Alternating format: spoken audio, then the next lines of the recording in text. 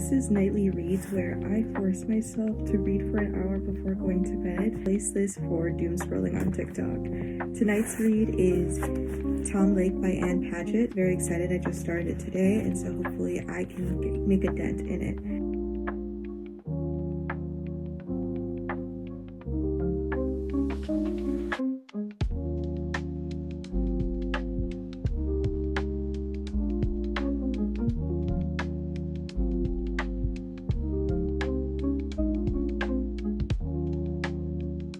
That was 1 hour, and I have gotten 43 pages into the book. I'm on chapter 4.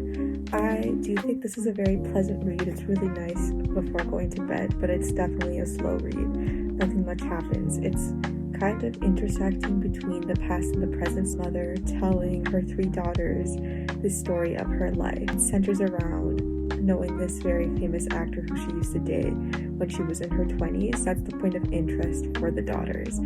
But I do think this is more focusing on the story of this mom. Was once an actress but now owns a cherry farm. 40 pages in 1 hour is a bit slow for me, and hopefully I'll be able to get at least like 50, if not 60. I want like 1 page per minute isn't too hard to ask. Hello, we're back here again in my second day of this series called Nightly Reads, where I read for an hour before going to bed because I want to replace doom scrolling for reading, and I really want to make a dent in my physical TPR.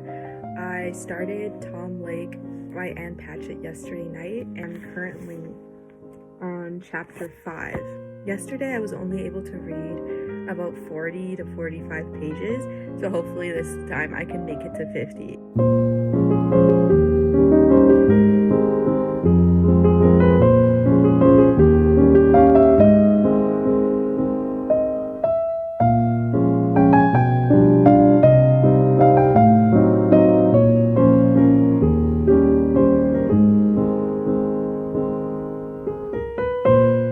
I'm starting to suspect that for literary fiction books, I think my speed limit is 40 pages per hour, because I read exactly 43 pages again this today as well as I did yesterday in the hour of reading. This book is really interesting, but I will say that if you do not like literary fiction, which means that there really is no plot, it's more of a focus on specific dynamics between people and their relationships, and even just introspection and reflection on the human experience, and how that reflects on family dynamics, romantic dynamics, and even like one's own history of events from like when you were young and when you're older. All of this means that this book, well, it has a plot where we're following this mother who is recounting her life to her daughters, of specific life events of when she dated this very famous actor. This book is most definitely not more like leading towards this final conclusion of this plot. There isn't like from point A to point B. I really enjoy it. I think this is like one of my first pandemic reads. This book is set during the pandemic, and it just sometimes feels like every book, every show kind of bends over backwards to just avoid talking about it. So this is kind of like very refreshing to me to be having that kind of glimpse. The backdrop of the world literally being on fire, and then like, but we're focused on this one family on their farm, and the relationship between mother and daughters, and like even her and her husband and the people that she had in her past. But yeah, I'm really enjoying it, so I hopefully will be able to get through more tomorrow morning, and because I want to finish this before the weekend so I can get started on some of my other reads. This is day 3 of my streak, and I'm pretty proud of myself. I have currently read 104 pages of Tom Lake by Ann Patchett. This is a literary fiction book, meaning no plot, just vibes. We are following a mother who is telling and recounting her story of when she used to date a very famous actor, all set in the backdrop of the pandemic. So it is very interesting, but a very slow read, perfect before going to bed.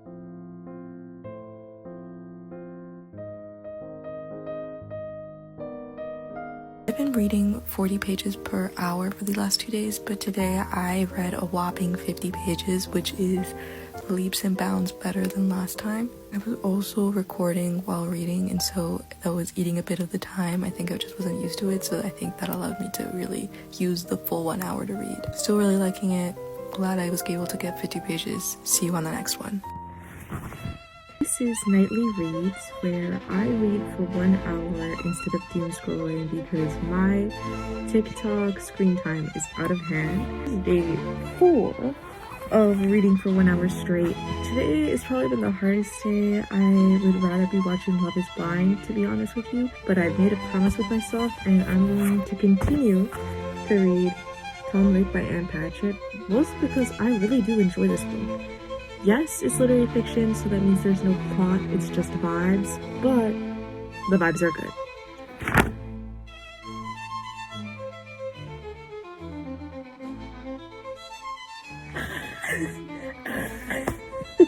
I'm at the part where it's confirmed. So, okay, this mother is dated this famous actor, and she's recounting the story to her 3 daughters. Right now, she is one of the lead actresses of a play that's being put on in Tom Lake, and the director, currently Nelson, has invited him up to Michigan to his aunt and uncle's cherry farm, and the mom in the present day time, her farm is a cherry farm, and I was like, oh my gosh, is this where you meet your husband? And it is in fact where she meets her husband, and not only that, but Nelson's aunt and uncle's farm is the exact same farm that she lives in the present day, because her youngest daughter is like, wait, you brought Duke, this famous actor, to our farm? And she's like, well, one, this wasn't our home. Is there a plot? Not particularly, but the vibes and the writing is so fun and lighthearted. I truly enjoy myself. I was like, you have to be okay with nothing happening for the majority of the book, but exciting and witty dialogue and very keen observations. They're just such smart, funny observations about life and growing up. I just lost my page. I am not going to read many pages this time. I keep interrupting my reading time, and I'm not pausing the hour. Yeah, I'm not pausing that for anything. So Joe, her husband, is the director of the play where she's dating the famous actor. Oh my god. Anne Patchett loves to do this to me. Nothing is happening for half the book, and then there be like these sensational scenes that just make me squeal and lose my mind. Did she tell you the part about bringing a date on our first date? He asks now. She brought her date and her date's brother and her date's brother's girlfriend. Joe, I love you. You're the funniest man. It has been 1 hour exactly. I've read 40 pages of Tom Lake, and I'm so happy that I chose to continue with this challenge because I love this book. I think it is such a funny read. I love the dynamic between the family, the mom, the father, and the 3 daughters.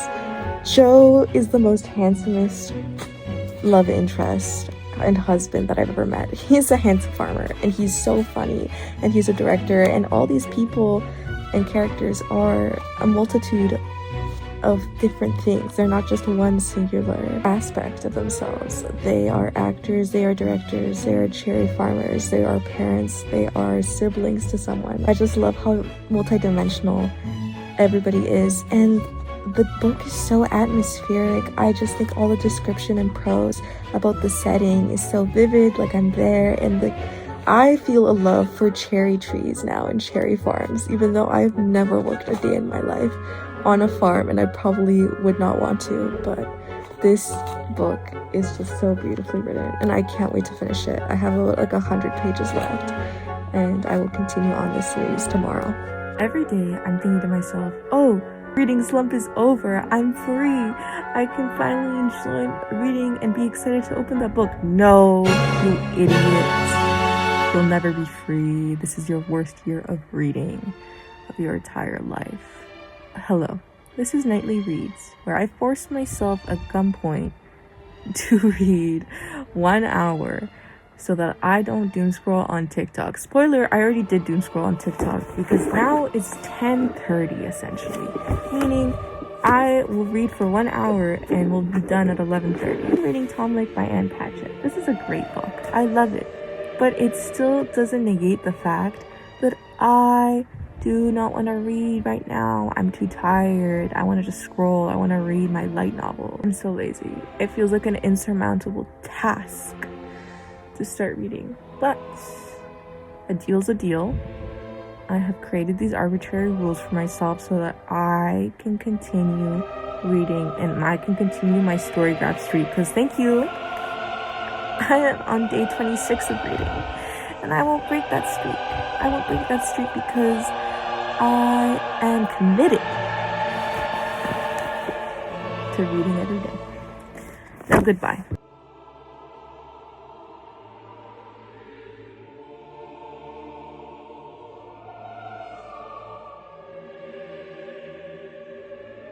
Okay, I definitely went a little over.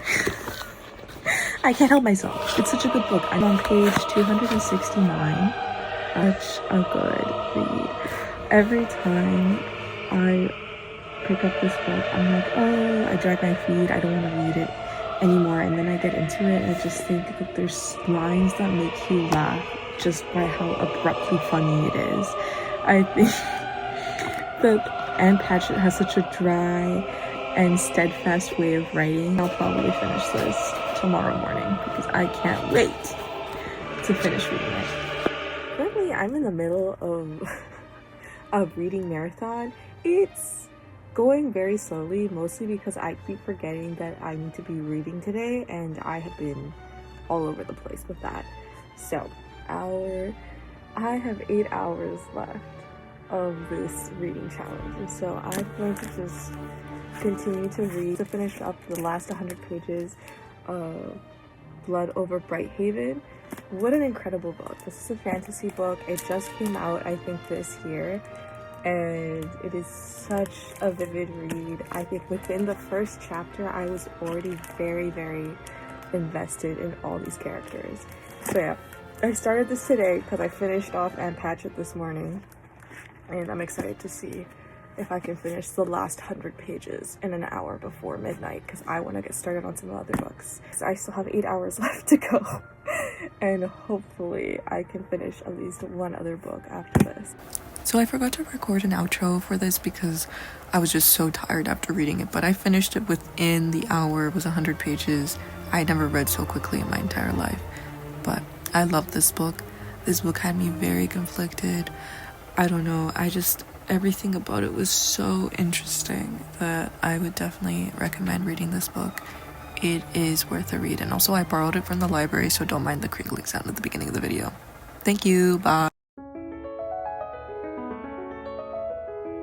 And I'm going to read Kill the Farm Boy. It is going to be the audiobook version though, because I'm going to eat some spicy noodles as shown here, delicious, and I'm going to have a ginger shot, which I will later regret because I didn't think that ginger plus spiciness would equal fire on mouth on fire. Now, here is the clock starting, 1 hour. Kill the Farm Boy is basically the most satirical fantasy book that you'll ever read. It's so tongue-in-cheek. It is definitely ribbing on the general fairy tale tropes. We have essentially a farm boy who is visited by this pixie fairy godmother type character, and she negs the hell out of him. She really said, "You're worthless, but you're the chosen one." And she grants his goat that he is taking care of the ability to speak, and this goat has a lot to say. The way that he is so sarcastic, this goat loves to make fun of someone. And I had previously started this book a couple of days ago, and I really enjoy it. Honestly, I feel like I've been having back to back awful experiences of emotional turmoil. All the books that I've been reading, I've really enjoyed, but they've all had tragic endings or hopeful ones after the worst amount of sadness was inflicted on me. But on the other positive note, most of the books that I read this month are queer, and this one is no exception, because tell me why that there's this warrior woman who hates men. She will literally go out and kill men who try to come onto her. Mind you, she is very remorseful of the fact because she actually doesn't intend to kill the men that come onto her. She just wants to give them a good beating. But that beating ends in death, so it's very funny for her. But she'll like have such attitude and be like, you are literally the most disgusting turd to have ever come into existence to any man, and then turn around and then there's any woman, she'll be like, oh, you're so nice, like you're so sweet, you just do your best, sweetie energy. And she meets this bard after going into this castle, who this bard has been cursed to turn into a rabbit, and basically the only person awake in this castle of slumbering people from this curse. And the bard and the warrior, they have a very big thing going on. I was like, yes, the way that the queers keep on winning, the queers being me. I love all the books that I've been reading, and they've all been very, very gay, this one included. So this is a really fast-paced book, and what I really enjoy is that the action continues to happen.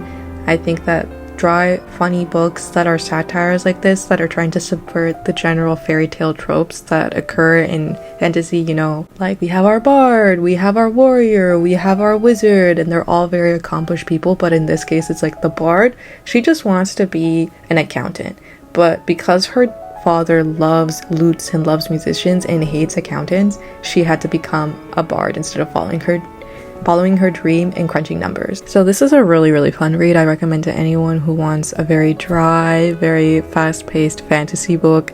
Now, I will live to regret taking that ginger shot because it set my mouth aflame.